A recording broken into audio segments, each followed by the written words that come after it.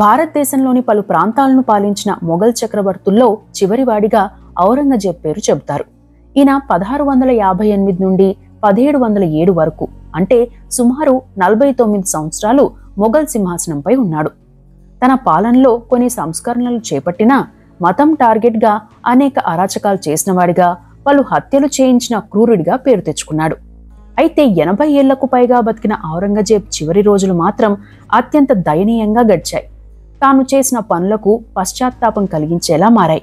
అది ఆయన చేసిన పనుల కర్మ ఫలితమేనని చాలా మంది చెబుతుంటారు కూడా. ఈ నేపథ్యంలో ఔరంగజేబు ఎలా చనిపోయాడు, బతికుండగానే ఆయన ఎదుర్కొన్న దయనీయ పరిస్థితి ఏంటి, చివరికి ఆయన సమాధిని ఎలా కట్టాలో ఆయనే ఎందుకు చెప్పాడు అనేది తెలుసుకుందాం. 1618లో పుట్టిన ఔరంగజేబ్ షాజహాన్కు మూడో కుమారుడు. షాజహాన్కు మొత్తం 8 మంది సంతానం. అందులో 4 కొడుకులు.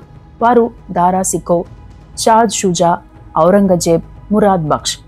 షాజహాన్ తన మొఘల్ సింహాసనాన్ని తన పెద్ద కుమారుడైన దారా సికోకి అప్పగించాలని భావిస్తాడు. అదే సింహాసనంపై ఔరంగజేబ్ కన్నేస్తాడు. అయితే ఓసారి ఏనుగుల మధ్య పోటీ జరుగుతున్న సమయంలో ఔరంగజేబ్పై ఓ ఏనుగు దాడి చేసేందుకు వస్తుంది. అప్పుడు అక్కడే ఉన్న దారా సికో ఔరంగజేబ్ను కాపాడేందుకు రాలేదన్న ఉద్దేశంతో ఔరంగజేబ్ దారా సికోపై కక్ష పెంచుకుంటాడు. అప్పటికే రాజ్యాధికారం కోసం అన్నను చంపాలని ఉన్నా కారణం కోసం వేచి చూస్తుంటాడు.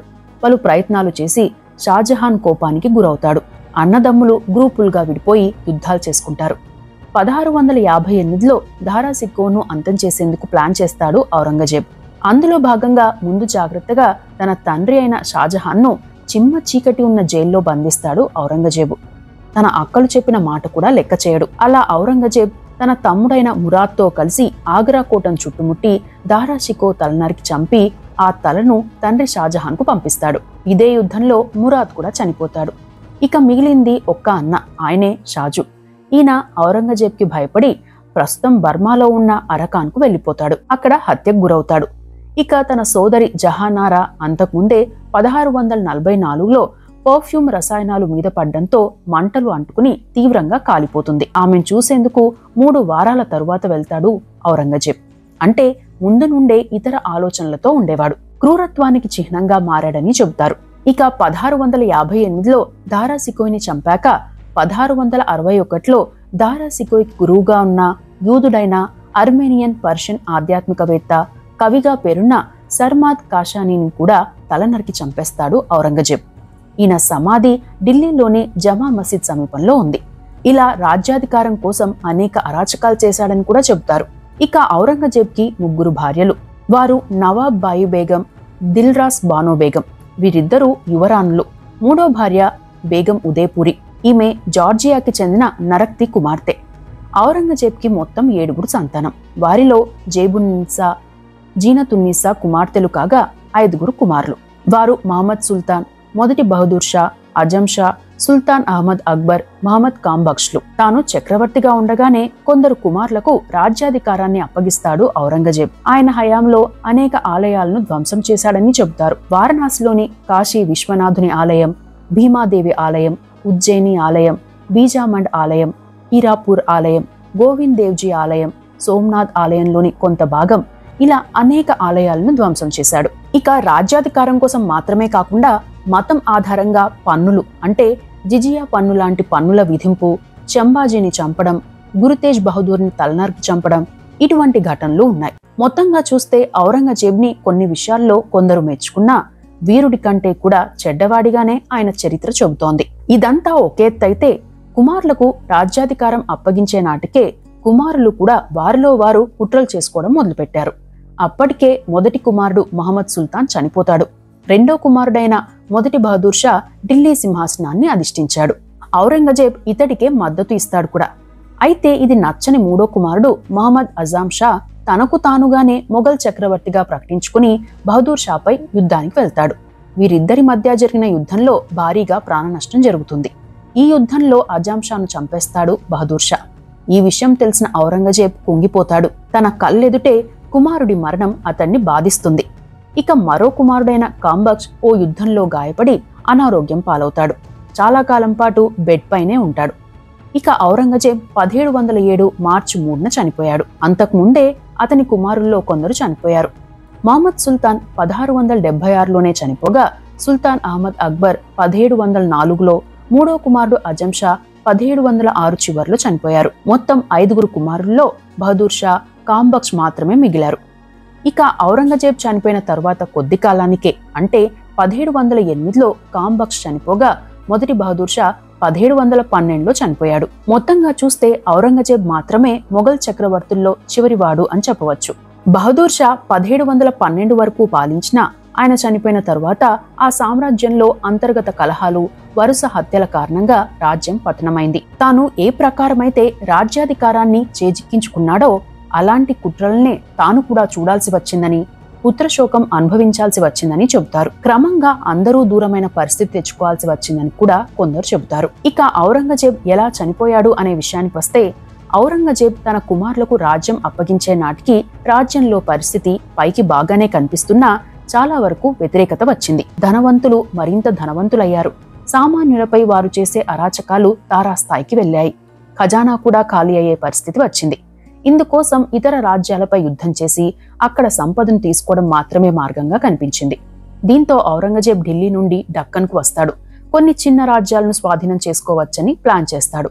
అందుకే 80 ఏళ్ల వయసులోనూ యుద్ధాలు చేస్తాడు. ఆరోగ్యం, శరీరం సహకరించకపోయినా తన సైన్యాన్ని నడిపించేందుకు, వ్యూహాలు అమలు చేసేందుకు యుద్ధరంగంలోకి వెళ్లేవాడు. కుమారుల సామర్థ్యాలు తెలిసి వారిపై ఎక్కువగా నమ్మకం ఉంచేవారు కాదని కూడా చెబుతారు. అందుకే తాను మరణించే ముందు వరుసగా 27 సంవత్సరాలు యుద్ధరంగంలోనే ఉన్నాడు. చివరి రోజుల్లో జ్ఞానోదయమై తన చెల్లెలు జహానారాను దగ్గరకు తీసుకున్నాడు. ఆమెను రాకుమార్ల సామ్రాజ్ఞిగా ప్రకటించాడు. రాజ్యంలో ప్రథమ మహిళ హోదా ఇచ్చాడు. 1705లో అంటే 86 సంవత్సరాల వయసులో బీజాపూర్ సమీపంలోని ఓ చిన్న కోటను ఆక్రమించేందుకు యుద్ధం చేయాల్సి వచ్చింది. అప్పటికే ఆయన శారీరకంగా, మానసికంగా అలసిపోయాడు. శరీరం సహకరించడం లేదు. దీంతో ఆ యుద్ధాన్ని ఆపేశాడు. 1.5 ఏళ్ల పాటు ఈ ఘర్షణలు జరుగుతూనే ఉన్నాయి. మొఘల్ రాజ్యంలోనూ అంతర్గత ఘర్షణలు ఎక్కువయ్యాయి. కొన్ని ప్రాంతాలు చేజారిపోయే పరిస్థితి కనిపించింది. ఈ తరుణంలో అంటే 1707 తొలినాళ్లలో తాను ఢిల్లీకి వెళ్లాలని నిర్ణయించుకుని తన కుమారుడైన బహదూర్ షాకి కబురు పంపించాడు. అప్పటికే ఔరంగజేబ్కి 2 భార్యలు కూడా దూరమయ్యారు. మూడో భార్య ఉదయపూరి మాత్రమే ఆయన దగ్గర ఉంది. ఇక బహదూర్ షా తన సైన్యాన్ని పంపించడంతో ఔరంగజేబ్ ఢిల్లీ ప్రయాణం ప్రారంభమవుతుంది. తాను ఏ ప్రాంతంలో అయితే ఎక్కువ అరాచకాలు చేశాడో ఆ ప్రాంతమైన బీజాపూర్ నుండే ప్రయాణం చేయాల్సి వచ్చింది. ఆ ప్రాంతంలోని కృష్ణానది ఒడ్డున ఉన్న దేవపూర్కి వెళ్లేసరికి శ్వాస తీసుకోవడం ఇబ్బందిగా మారింది. ఆ పరిస్థితుల్లో ప్రయాణించడం కష్టమని భావించి కొన్నాళ్లు విశ్రాంతి తీసుకున్నాడు. ఆ తరువాత పల్లకీలో అతన్ని తీసుకెళ్లడం ప్రారంభించారు. అయితే అహ్మద్ నగర్ కి చేరేసరికి ఔరంగజేబ్ ఆరోగ్యం మరింత విషమించింది. దీంతో అహ్మద్ నగర్ ఏరియాలోని బింగర్ కోట్లోనే బస ఏర్పాటు చేశారు. ఆ సమయంలోనే అతడి సోదరి మరణించిందనే వార్త కూడా వచ్చింది. దీంతో మానసికంగా కుంగిపోయాడు ఔరంగజేబ్. అప్పటికి తన మూడో భార్య అయిన ఉదయపూరి, తన సైన్యం తప్ప ఒక్క కుటుంబీకుడు కూడా దగ్గరలేరు. ఒంటరిగా ఉంటూ తన మతపరమైన ఆరాధనలోనే ఉండేవాడు. శరీరం కదల్లేని స్థితికి వచ్చింది. ఇక తన చావు తప్పదని గ్రహించిన ఔరంగజేబ్ తనకు మిగిలిన కుమారులకు లేఖలు రాశాడు. ఆ లేఖల్లో, నేను ఒంటరిగా వచ్చాను, అపరిచితుడుగానే వెళ్తున్నా, నేను ఎవరో నాకు తెలియదు, ఏం చేస్తున్నానో కూడా తెలియదు, నేను 49 ఏళ్ల పాటు రాజ్యాధికారంలో ఉన్నప్పుడు చేసిన పనులు నాకు దుఃఖాన్నే మిగిల్చాయి. నేను సామ్రాజ్యానికి సంరక్షకుణ్ణి కాదు, నా విలువైన జీవితాన్ని వృధా చేశాను. దేవుడు నా హృదయంలోనే ఉన్నా నేను ఆయన్ను చూడలేకపోతున్నా. జీవితం తాత్కాలికం, నా గతం పోయింది, భవిష్యత్తుపై ఆశ లేదు. మోక్షానికి నేను భయపడుతున్నాను. నాకు రాబోయే శిక్షకు నేను భయపడుతున్నా. దేవుని దయ కోరుకుంటున్నాను. నేను చేసిన ప్రతి పనిని నాతోనే తీసుకెళ్లిపోతున్నా.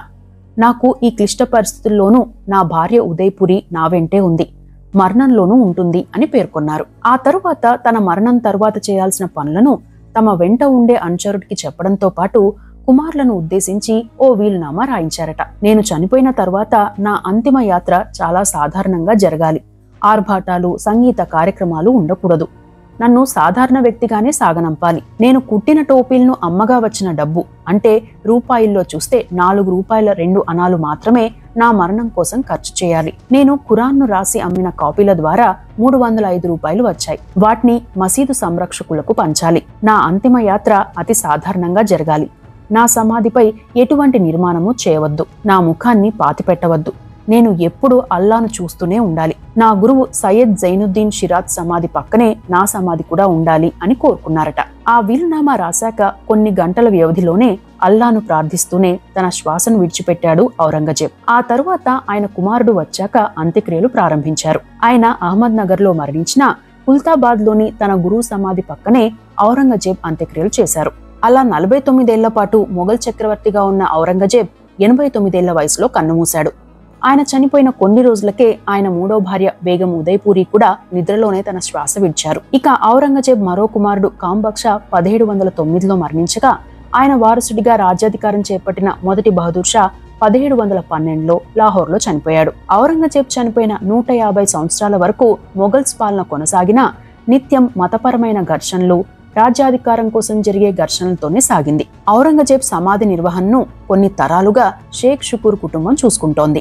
మొత్తంగా చూస్తే చక్రవర్తిగా ఉన్న టైంలో ఎన్నో అరాచకాలు చేసిన వ్యక్తిగా పేరు తెచ్చుకున్న ఔరంగజేబ్ తన చివరి క్షణాల్లో మాత్రం తాను చేసిన పనులను తలుచుకుని కుంగిపోయాడని చెబుతారు. ఇవి ఔరంగజేబ్ చివరి రోజుల్లో ఏం జరిగిందనే అంశానికి సంబంధించిన విశేషాలు.